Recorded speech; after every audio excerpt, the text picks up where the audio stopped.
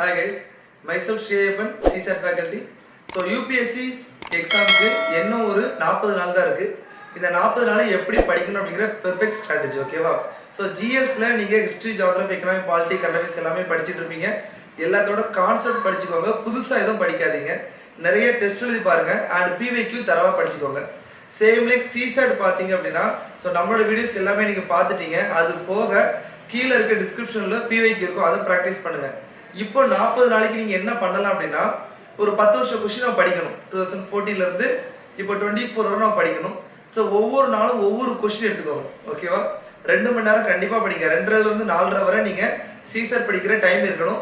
அந்த டைமில் இந்த கொஸ்டினை பாருங்கள். ஒரு நாளைக்கு ஒரு கொஸ்டின் பாருங்கள். அடுத்த நாள் அந்த கொஸ்டினை ஃபுல்லாக சால்வ் பண்ணி பாருங்க. விச் மீன்ஸ் நீங்கள் முதல் நாள் சால்வ் பண்ணியிருப்பீங்க, அது டெஸ்ட்டும் எழுதிருப்பீங்க. 2ஆம் நாள் வித் ஆன்சரோடி ஒவ்வொரு ட்ரிக்ஸ் அண்ட் டெக்னிக்ஸை அப்ளை பண்ணி பார்க்கணும். இந்த மாதிரி 10 நாள் ஒர்க் அவுட் பண்ணால் 5 வருஷம் கொஸ்டின் முடிஞ்சிடும். ஸோ ஒரு 10 வருஷம் கொஸ்டின் சைக்கிள் முடிகிறதுக்கு உங்களுக்கு 20 நாள் ஆகும். நீங்கள் 2 டைம் படிச்சிருவீங்க, ஓகேவா? So concept clarity, PYQ concept, இதை படிச்சுட்டு ஏதாவது டெஸ்ட் நீங்கள் எழுதி பாருங்க, அதை சால்வ் பண்ணி பாருங்க, அதுவே போதுமானதா, ஓகேவா? ஸோ நல்லா படிங்க. Thank you guys, all the best, wish you all success.